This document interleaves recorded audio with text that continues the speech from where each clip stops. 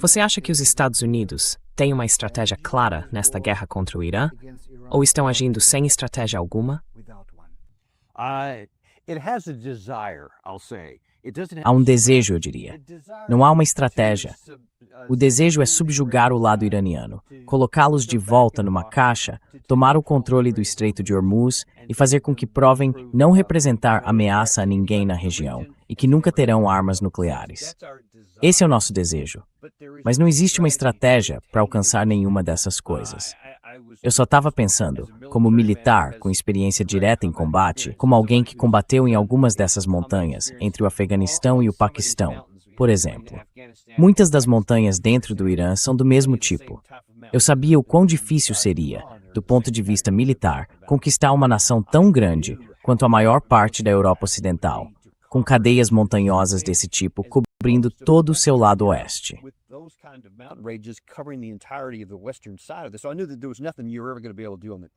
Então, eu sabia que não havia nada que se pudesse fazer em terra. Mas também sabia que só com poder aéreo não é possível subjugar um país dessa natureza, com a capacidade defensiva que ele tinha. Principalmente quando ele previu isso por 2 décadas e fez todo tipo de preparação, construindo cavernas subterrâneas, instalações de produção, depósitos e capacidade de fabricação para seus drones e mísseis. Não há como derrotar isso, porque esse tipo de instalação é projetado não apenas para ser imune a Tomahawks, mísseis de cruzeiro JAS, PRSMs ou ATAC-MS, enfim, todos esses mísseis ofensivos. Elas são projetadas para sobreviver a tudo isso.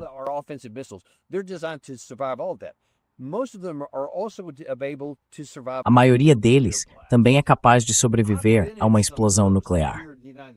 Eu já estive em alguns desses aqui nos Estados Unidos. Já estive em alguns que ficam sob uma montanha, literalmente sob uma montanha. E eu sei, quer dizer, eles foram projetados especificamente para sobreviver a algumas das maiores armas nucleares que a União Soviética poderia ter tido na época em que foram construídos. E são o mesmo tipo de instalações que há aqui. Então, se você sabe, antes de tomar a decisão de começar uma guerra, se sabe que o inimigo é desse tamanho, que tem esse tipo de defesa, e isso é amplamente conhecido. Todo mundo sabia que eles tinham essas instalações e que elas eram impenetráveis a todas as nossas munições convencionais. Por que começar uma guerra para tentar obrigá-los a fazer algo que obviamente você não conseguiria?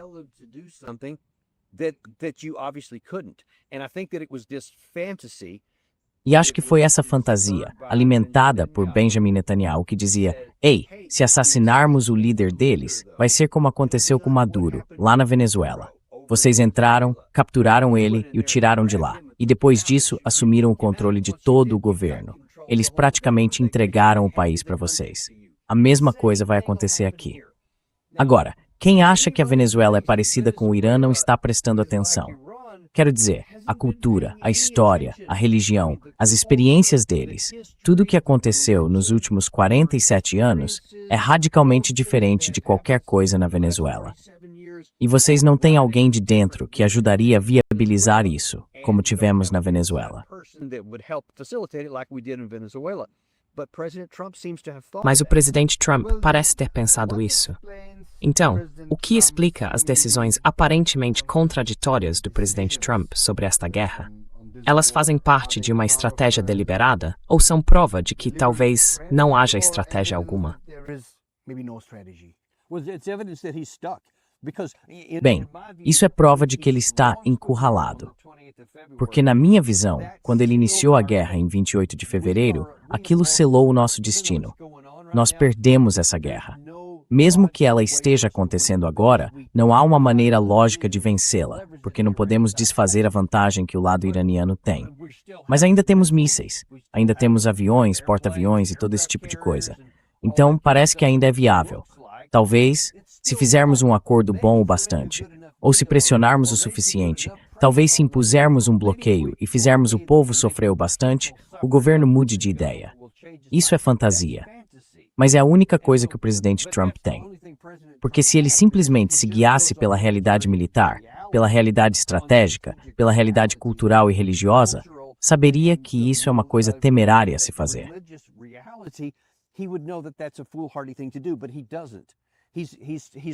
Mas ele não faz isso. Ele é um cara transacional e quer relações agora. Um exemplo de como não há estratégia é que depois que começamos a guerra, não existe nenhum objetivo militar alcançável. Então, sejam quais forem os seus desejos, ele não consegue mais realizá-los, porque agora deu de cara com a realidade. Então, ele está tentando encontrar uma saída. Mas mesmo entendendo isso, ele não consegue chegar a uma visão racional e coerente. Teríamos pensado, qualquer pessoa racional teria pensado, que quando ele conseguiu assinar o memorando de entendimento em 17 de junho, aquilo lhe dava uma saída.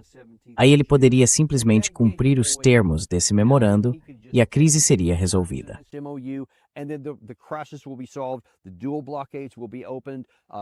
Os dois bloqueios serão abertos.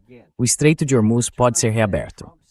Nos termos que Trump assinou, dizia que o Irã tinha o controle administrativo do Estreito de Hormuz, mas não poderia cobrar nenhuma taxa por 60 dias. E o Irã concordou com isso. Mas concordou com uma palavra-chave, apenas por 60 dias. Depois disso, eles diziam publicamente que cobrariam taxas do outro lado. Mas durante 60 dias, não cobrariam. Só que não houve menção alguma aos Estados Unidos. Não tivemos direito de opinar. Simplesmente ficou para o Irã, junto com Omã, decidir como seria. E demos a eles 30 dias dos 60 dias para elaborarem um plano para fazer isso.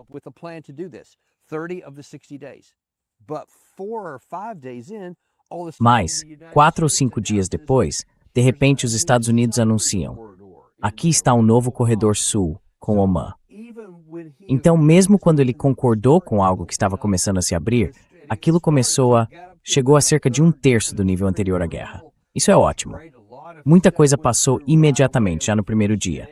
Então isso estava indo numa direção em que Trump poderia, pelo menos, apresentar uma saída plausível do desastre que foi iniciado. E ele desfez isso.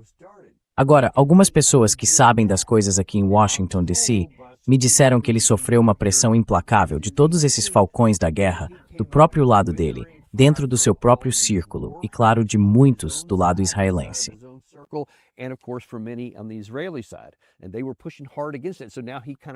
E eles estavam pressionando muito contra isso. Então agora ele meio que recuou diante disso. E ao que parece foi por isso que ele mudou os termos e se inseriu no parágrafo 5. Nunca fez Israel cumprir o parágrafo 1, que era o Líbano. Tinha de haver um cessar-fogo em todas as frentes, e assim por diante. E nós nem chegamos a entrar nisso. E não demos a eles 30 dias de jeito nenhum. Nem demos 5 dias antes de entrar nisso. Trump tem um objetivo. Agora ele não consegue alcançá-lo.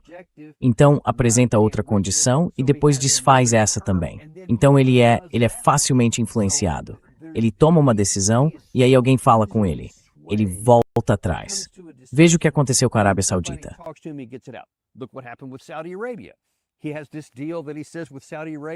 Ele tem esse acordo que diz ter com a Arábia Saudita, que tudo vai ficar ótimo. E de repente, no dia seguinte, ele muda e diz, bem, desde que eles assinem os acordos de Abraão. E os sauditas disseram, isso nunca fez parte do nosso acordo. Nós nem falamos sobre isso. Mas isso só mostra que quando o presidente Trump fica sob pressão de várias pessoas, ele cede a essa pressão o tempo todo. Então, partindo disso, como é possível concordar com qualquer coisa? Como alguém pode concordar com qualquer coisa com os Estados Unidos ou ter alguma perspectiva de que ele realmente vá cumprir esses acordos? Tudo isso só significa que não há saída para isso. Não há uma solução militar, nem uma solução diplomática, porque ele não vai deixar que haja. Bem, você falou em saída. Você vê um possível desfecho no Irã que permitiria tanto aos Estados Unidos quanto ao Irã reivindicarem uma saída digna? Sim, era um memorando de entendimento. Nós tínhamos isso. Conseguimos aquele acordo. Mas agora o presidente Trump disse, acho que foi hoje de manhã no Truth Social, e o secretário dele, Scott Bessent, também disse, sim, queremos outro acordo, desde que seja um acordo de que gostemos. Então estamos falando que queremos um acordo. E claro, racionalmente você pensa, vocês já tinham um acordo. De que acordo estão falando agora? Por que o lado iraniano negociaria um novo acordo, diferente daquele que acabou de fazer há 2 meses? É irracional. Não faz sentido nenhum.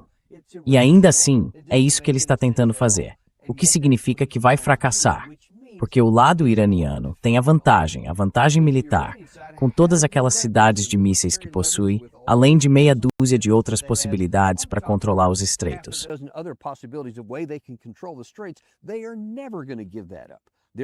Eles nunca vão abrir mão disso. Eles dizem isso abertamente, porque agora reconhecem isso.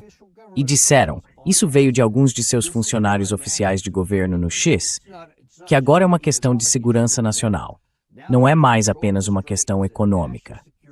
Agora, o controle do estreito é um imperativo de segurança nacional, porque essa é a única maneira de conter o adversário militar americano, que de outra forma é muito mais poderoso. E eles veem que isso funciona. Então, seria irracional negociar isso. E eles não são irracionais. Portanto, não vão fazer isso. Então, voltamos à pergunta: o que podemos fazer agora que permita que ambos saiam dessa situação? E há uma saída. Só não acho que o presidente Trump consiga fazer isso.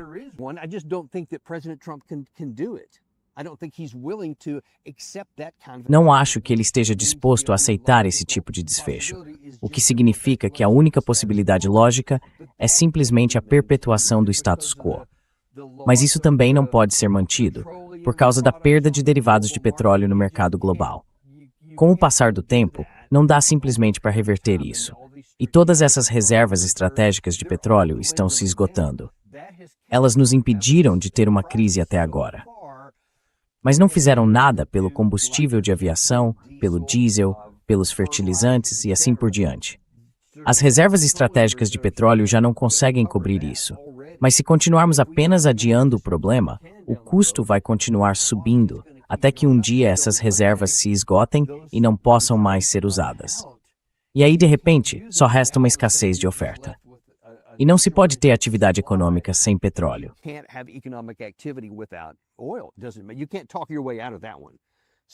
Não dá para sair dessa só na conversa. Então, a pressão está sobre o presidente Trump. E o lado iraniano parece estar plenamente ciente de tudo que acabei de dizer. Eles sabem que o bloqueio vai lhes causar dificuldades e vai prejudicá-los. Mas acho que eles provavelmente calcularam, corretamente, que conseguem sofrer por muito mais tempo e de forma muito mais profunda do que o nosso lado consegue. E é isso que vão fazer. É uma questão existencial. Se eles desistissem, seria ilógico. Significaria entregar sua única vantagem a um presidente Trump imprevisível. E então eles saberiam que provavelmente seriam atacados de novo mais adiante. Portanto, seria tolice se livrar disso. Eu simplesmente não os vejo fazendo isso.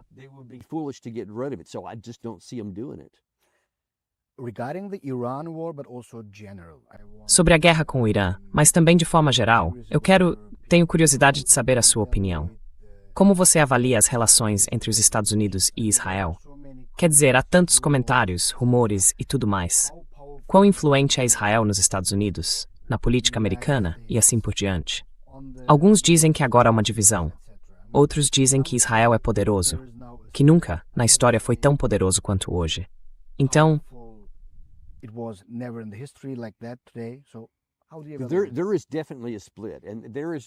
há definitivamente uma divisão.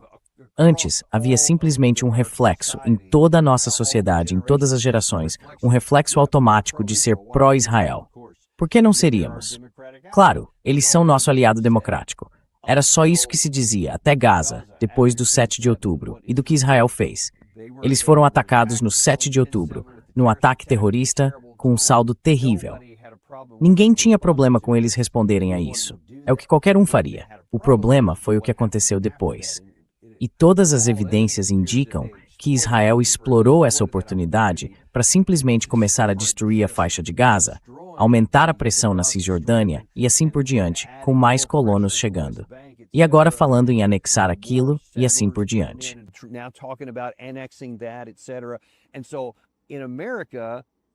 E então, nos Estados Unidos, há uma grande divisão, porque você tem essas elites que estão fincando as unhas.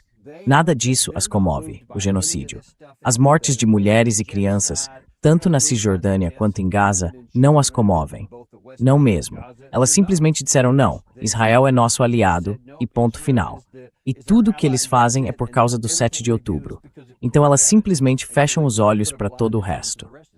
Mas abaixo disso, entre a população americana, eles não fecham os olhos. Eles têm seus celulares, eles têm as redes sociais e são comidos pelo sofrimento humano.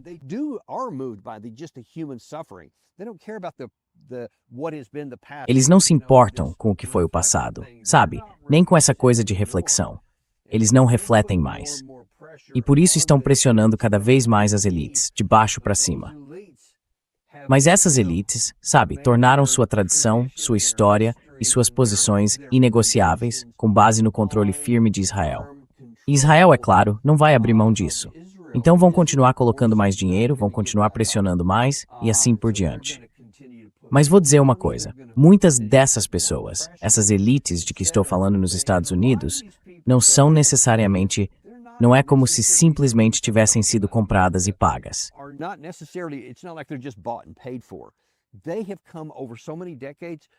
Eles passaram tantas décadas acreditando de verdade que os nossos interesses e os interesses de Israel são um só. Então, na cabeça deles, dizer algo negativo sobre Israel é dizer algo negativo sobre os Estados Unidos. E por isso eles são muito obstinados nessa questão. Mas especialmente as gerações mais jovens, e uma parcela crescente de todas as gerações, estão reconhecendo, não, eles não são um só. Não são a mesma coisa. Eles têm os interesses deles, nós temos os nossos. E quando houver divergência, vamos seguir os nossos interesses. Sabe, nós contratamos o presidente Trump para ser presidente dos Estados Unidos em primeiro lugar. Não de Israel em primeiro lugar, nem do Reino Unido, nem da Alemanha, do Japão, seja lá de quem for.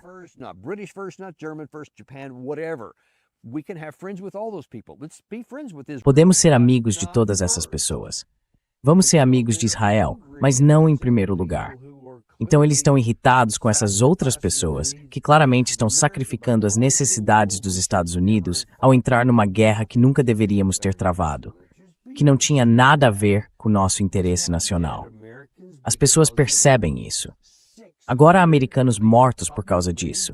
600 feridos, pelo menos oficialmente. Acho que provavelmente são mais de 1.000, pelo que ouço de outras fontes. E aí você fala do dinheiro que gastamos, dos danos às nossas instalações, dos danos às nossas aeronaves. 40 e tantas, provavelmente mais perto de 50 agora, foram danificadas ou destruídas. Nossas bases foram devastadas.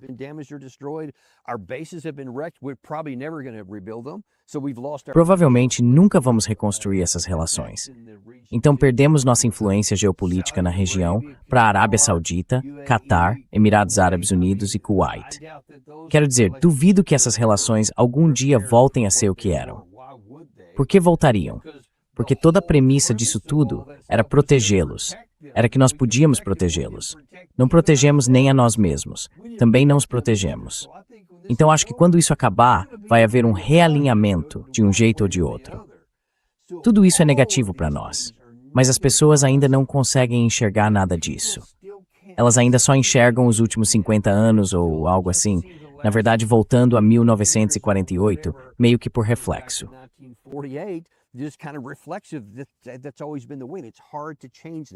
Sempre foi assim. É difícil mudar isso. Mas isso está vindo, porque já vimos algumas evidências no cenário eleitoral. Então as pessoas tiraram do cargo políticos que eram pró-Israel por causa disso. Isso também deixou essas elites com medo, mas não está fazendo com que elas recuem. Está fazendo com que dobrem a aposta. Então há claramente uma divisão e uma luta, mas acho que com o tempo isso vai seguir na direção das pessoas. Quase sempre segue. Essas pessoas estão se agarrando a alguns resquícios que não têm como se sustentar. E acho que eventualmente elas vão perder. Mas será uma batalha de fé.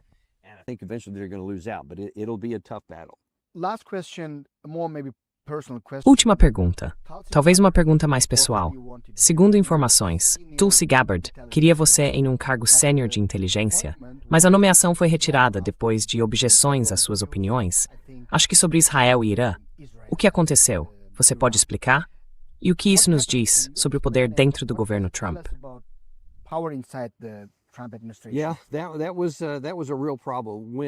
Sim, isso foi um problema real. Quando a Tulsi me procurou pela primeira vez e disse que queria que eu fosse o número 3 dela no Odini, eu falei, claro, eu quero servir ao país. Seria uma honra poder fazer isso. Mas eu disse, escuta, Eu tenho sido bem franco nas minhas opiniões de que Israel está seguindo um caminho errado, pelo que vem fazendo desde 7 de outubro e pela forma como conduziu a guerra em Gaza, no Líbano ou em qualquer outro lugar por lá.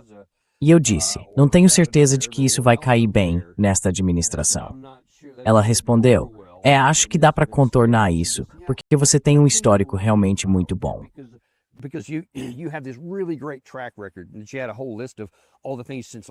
E ela tinha uma lista enorme de todas as coisas sobre as quais venho falando desde, 2009. E todas aconteceram. Então ela disse, isso vai se sobrepor a parte dessas outras coisas.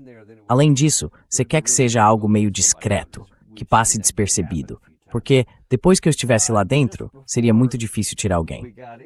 Como vimos, isso aconteceu algumas vezes. Mas pouco antes de a gente entrar, saíram algumas matérias na imprensa israelense, especialmente nas versões americanas de alguns desses veículos, dizendo, meu Deus, Daniel Davis vai entrar na ONU e a Tulsi Gabbard está colocando ele lá. E ele disse todas essas coisas terríveis. Ou algo assim.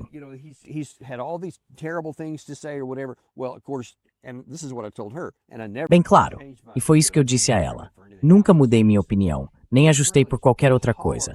Eu disse, escuta, as políticas israelenses são distintas dos judeus, distintas dos israelenses. Mas as políticas de Benjamin Netanyahu são prejudiciais a Israel. E se ele continuar nesse caminho, vai prejudicar o próprio país e vai nos arrastar junto. Então eu sou contra isso, porque eu sou América primeiro, que o presidente deste país disse que era a bandeira dele. Então isso deveria combinar muito bem. Mas havia gente demais dentro da administração dele que não é América primeiro. Categoricamente não é. É Israel primeiro. E se houver qualquer discordância, eles não querem dissidência nenhuma.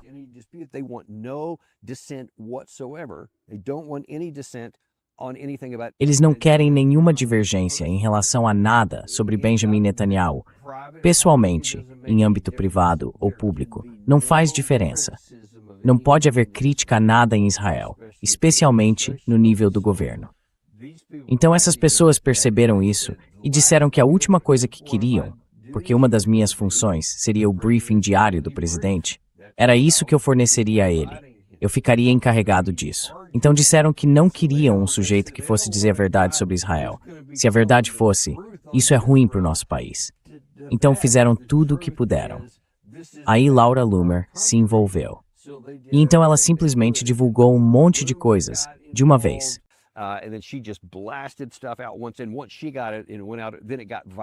E assim que ela recebeu aquilo e publicou, viralizou.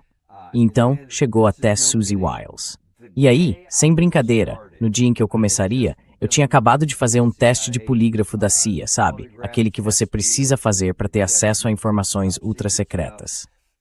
Quando saí do teste, peguei meu telefone, porque você tem que deixá-lo desligado e guardado num lugar, já que não pode usar, sabe, nessas áreas classificadas. Então eu ia ligar o telefone de novo para dizer a Tulsi, ei, boas notícias, passei. Agora posso ir direto para o escritório e começar a minha integração. E no segundo em que liguei o telefone, aquilo explodiu de mensagens de texto de todo mundo. Tinha 3 ou 4 mensagens dela, e eu pensei, o que está acontecendo? E foi aí que saiu outra matéria difamatória.